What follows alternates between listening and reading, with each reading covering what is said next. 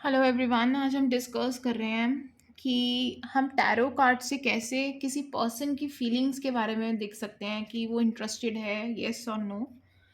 तो for instance I have to cards. ठीक है, इसमें हम रीडिंग जस्ट जनरल रीडिंग देख रहे हैं। तो अगर पर्सन ये ए मान लो और ये बी पर्सन। अब इसमें क्या है, जो ए पर्सन है बहुत स्टबन है, बहुत रिजिड है और अपने ईगो में बैठा हुआ है। बी बी अभी तक भी उससे मूव ऑन नहीं कर पाया, बहुत ज़्यादा वो ट्राई कर रहा है रिलेशनशिप इम्प्रूव करने के लिए, इस तरफ देख रहा है। इन मीन्स वो इस पर्सन से अभी भी उसको होप है।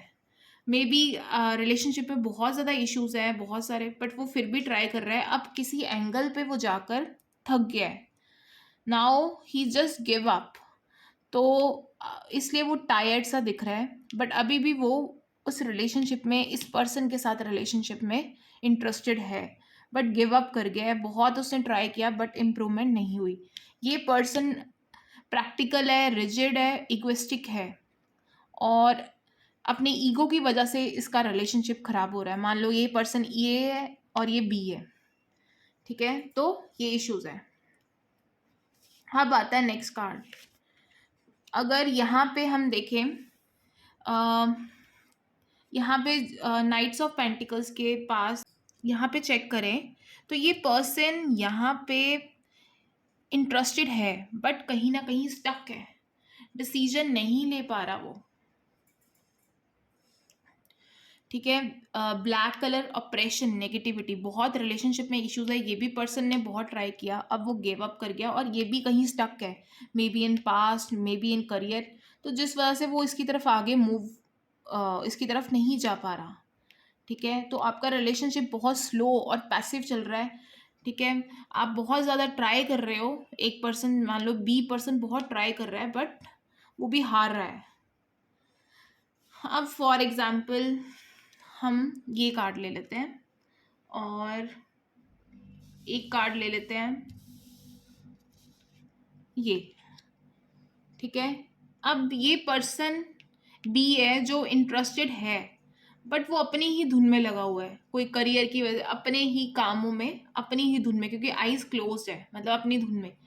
ऑल दो रिलेशनशिप में है वो, बट इररिस्पॉन्सिबल है, केयरलेस हो सकता है।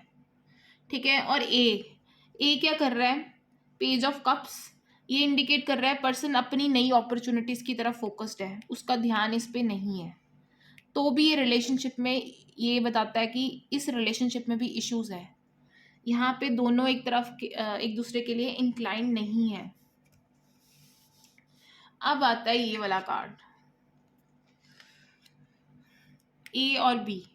ये पर्सन अपॉर्चुनिटीज की तरफ देख रहा है बट जो बी है वो इसे एज अ रिलेशनशिप, मतलब एज अ लाइफ पार्टनर की तरह सोच रहा है उसको। ठीक है, तो उसके साथ वो आगे अपना फ्यूचर सोच रहा है बट अभी पर्सन ए रेडी नहीं है, वो नई अपॉर्चुनिटीज की तरफ भाग रहा है। बी उसकी तरफ, रिलेशनशिप की कमिटमेंट की तरफ देख रहा है। ठीक है, यहाँ पे हमें फेसेस से पता लगेगा।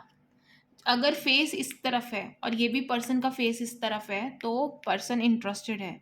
सी, अब 6 ऑफ वैंड्स, यहाँ पे ये पर्सन इसकी तरफ देख रहा है, तो ये पर्सन मैरिज का प्रपोजल दे सकता है और ये भी इंटरेस्टेड है उसमें कमिटमेंट के लिए, तो ये पॉजिटिव कॉम्बिनेशन बनता है।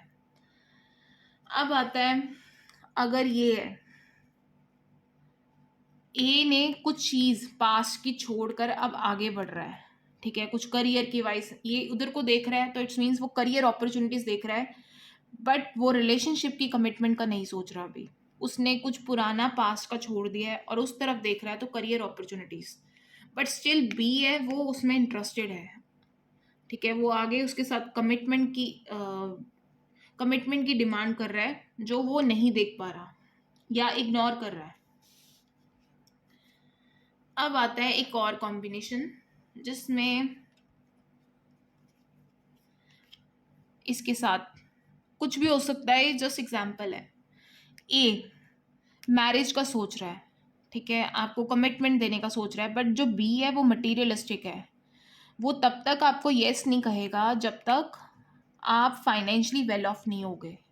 अगर आपके करियर वाइज कोई इश्यूज चल रहे हैं, प्रॉब्लम्स चल रही हैं, तो वो तब तक यस नहीं मैरिज के लिए बोलेंगे जब तक आप स्टेबल नहीं हो जाते फाइनेंशियली। तो उसके लिए फाइनेंशियल स्टेबिलिटी ज़्यादा इंपॉर्टेंट है देन इमोशन से।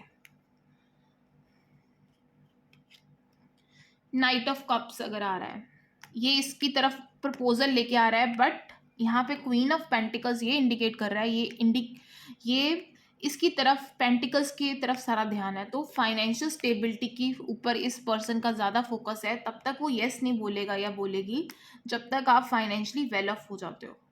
फाइनेंशियली वेल ऑफ नहीं हो जाते तब तक वो येस नहीं बोलेंगे।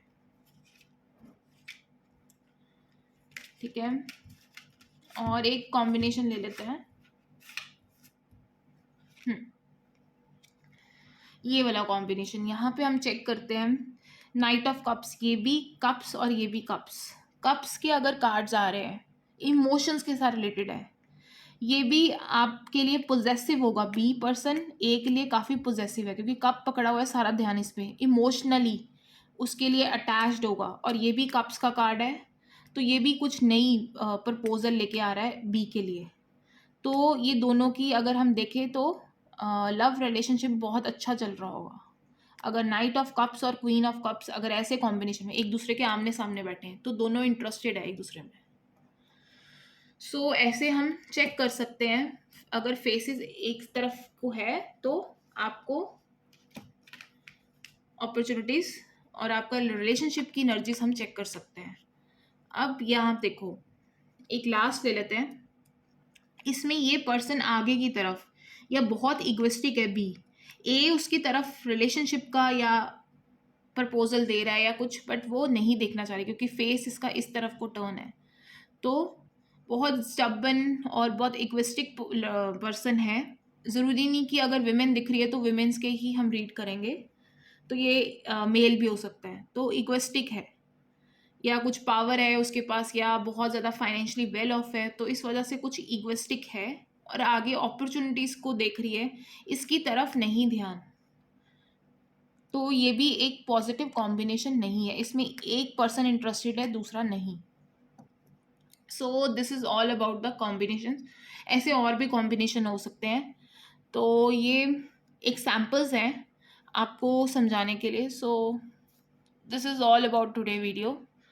So thank you guys for watching. Just please subscribe and like my channel for more updates.